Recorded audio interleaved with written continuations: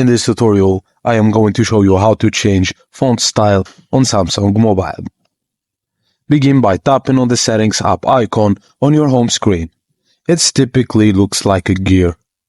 Scroll down and search for the Display option within the Settings menu. Within the Display settings, look for an option related to fonts. You'll find it as Font Style. Once you're in the font settings, you'll see various font style options available. Tap on the option that appeals to you and select it. After selecting your desired font style, making any optional adjustments, take a moment to review your changes. Once you're satisfied, tap on the Save or Apply button to confirm the change. Your device will apply the new font style and any other adjustments you've made.